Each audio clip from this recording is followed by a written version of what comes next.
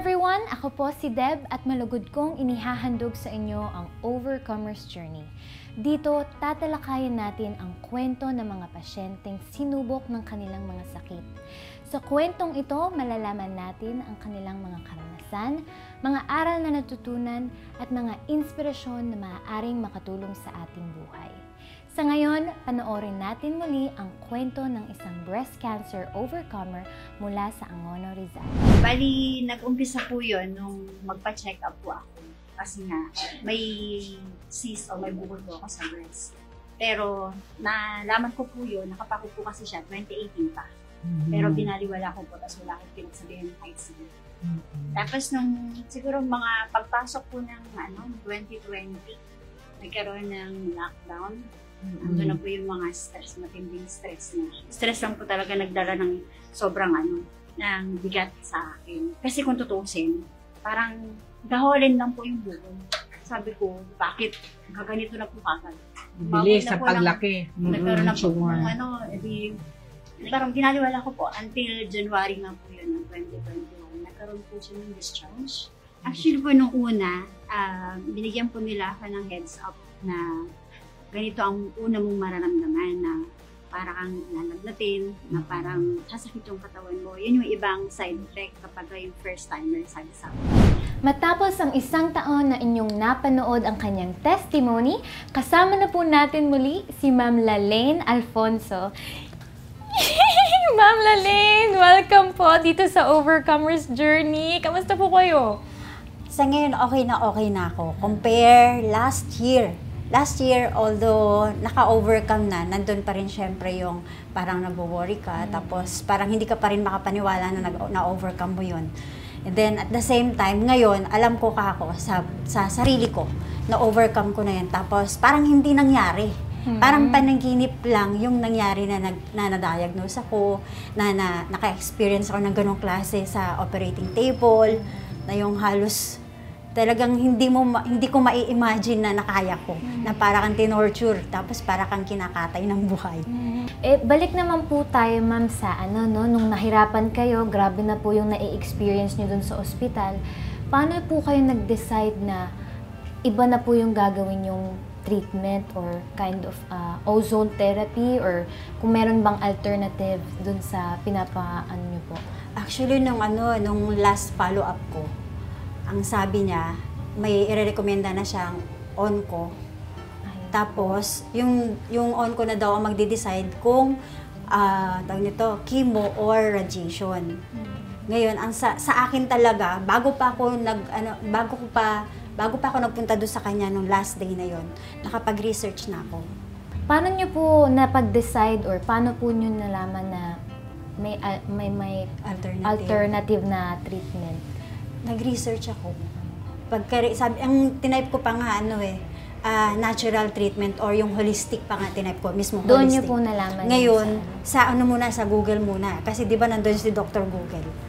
Ngayon, sabi ko, yung holistic approach, sabi ko, holistic na paraan na treatment. Hanggang sa may ozone, nakalagay doon. Ozone Med. Tapos, ang nakita ko pa ngayon sa Quezon City. Ngayon, binanggit ko sa asawa ko, kasi sabi ko, willing kang gumastos na mahigit 100,000 ako para sa operasyon. Dito, kako sa ozone, sabihin na natin na gagastos man tayo siguro ng mga sabihin natin 60 or sabi ko siguro kakayanin naman natin, sabi ko sa kanya. November 15, yun yung unang punta ko sa ozone na QC. Ang sabi kagad sa akin, yun nga, nasa stage 1, tapos sabi sa akin, sige ganito, ito yung mga laboratory testings na kailangan. 4 na pages ng papel.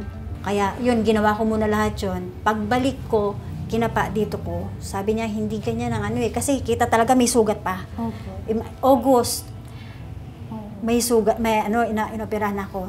November, may sugat pa. Dapat sabi niya, in 3 months time, dapat hilom na yan. Sabi sa akin, bakit ganyan pa rin ang itsura? Akala nga niya sabi po nung doktor? Bakit ganyan, nag-keloid na? Sabi niya, prone ka ba sa keloid? Sabi pa nga sa akin. Sabi ko, hindi po.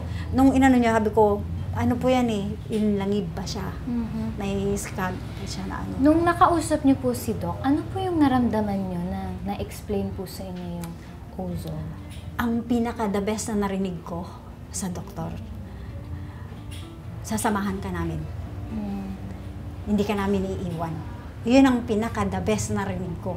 As in, eksaktong ano sabi niya. Kaya parang medyo na-touch ako doon sa sinabi niyang yun. Kasi sabi ko, hindi lahat ng doktor nagsabi ng ganon. At wala akong naringgan na doktor na nagsalita ng ganon. Di ba, Yun syempre, ang dami niyo pong pinagdaanan, yung dami niyo pong mga experiences na parang na-trauma pa po kayo, ano? Paano niyo naman po na-handle, ma'am, yung mga emotional challenges nung nalaman niyo na kailangan niyo magpagaling? Paano niyo na na-handle yung mga hirap? Sabi kasi ng doktor, sa ganitong araw malalaman mo na yung resulta. Tinawag ko na lahat ng kapatiran sa church. Lahat ng mga kakilala ko, mga pastor at saka mga hindi group leader ko, kinausap ko na. Tapos pinag-pray nila ako. Syempre, ang panalangin namin, maging negative ang result. Parang nung mabasa ko, parang biglang huminto yung yung paghinga ko na napaganon ako. Na parang gumuho po yung inyong Parang sabi ko, Lord, katapusan ko na. Ano po yung pinakamahalagang natutunan niyo? Pinakamahalaga talaga sa lahat, ipagkatiwala mo lahat sa Panginoon. Sabi ko, lahat yata ng narinig ko sa verse sa Bible, sabi ko, lahat na nabasa ko, doon nag-a-apply. Na-a-apply ko siya doon sa panahon na yon. Wala kang ibang mapagkakatiwalaan at wala kang ibang pwedeng mapag-iwanan ng mga worries mo, kundi sa Panginoon lang. Di ba nga sabi, trust in the Lord with all your heart and lean not on your own understanding. In all your ways, acknowledge Him and He will direct your path. Ayan, ma'am. After naman po ma-post yung testimony niyo sa Facebook, ano po yung mga pagbabago ng mga reaction po ng mga tao sa inyo? Actually, nung mai-post yun, hindi ako makapaniwala na ako na yung nagtitestimony. Kasi sabi ko, Lord, bago nangyari itong mga ganito, sabi ko, Panginoon, paano mo ba ako gagamitin? Kasi unang-una ako, nasa bahay lang ako. Tapos, bukod doon, wala na akong trabaho, paano mo ba ako gagamitin? Until dito nga, alam mo yun sa Isaiah 60:22, at the right time, I will make it happen. Sabi niya.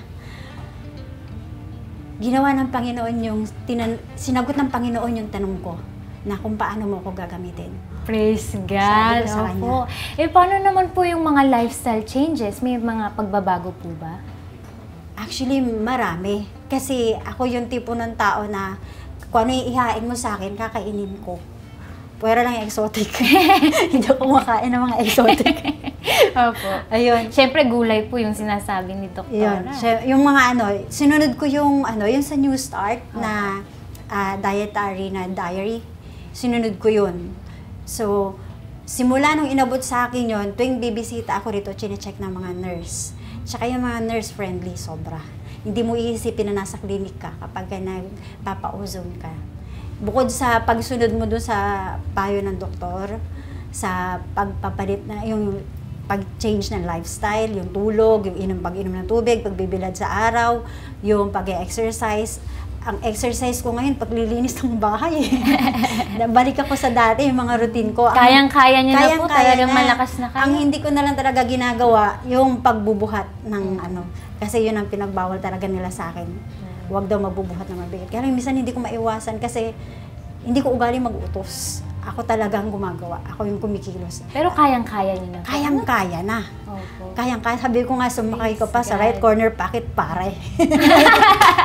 Ayan, praise the Lord. Thank you po talaga. Ang dami niyo pong pinagdaanan. Natakita po talaga natin yung help ni Lord sa buhay niyo po. Grabe po yung suporta ng family sa inyo. No?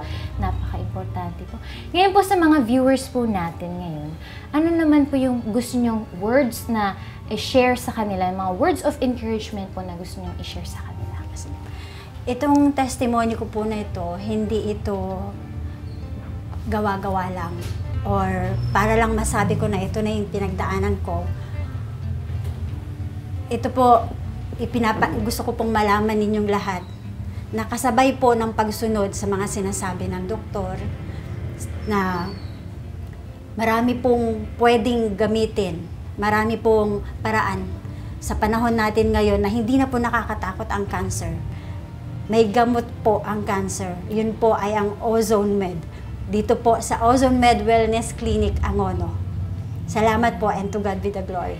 Amen! Thank you so much po, Miss Laline, for sharing your story. Strong woman of God talaga po kayong nakita ko.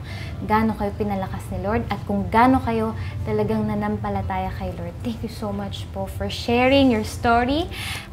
Ayan, sa lahat po ng mga nanood sa episode na ito, I hope na na-inspire po kayo at huwag po tayo mawalan ng pag-asa dahil ang Diyos ang tunay na nagpapagaling. Kung meron po kayong mga tanong about ozone therapy, please visit our Facebook page, Ozone Med Wellness Clinic. This is Deb for Overcomer's Journey and thank you so much for watching.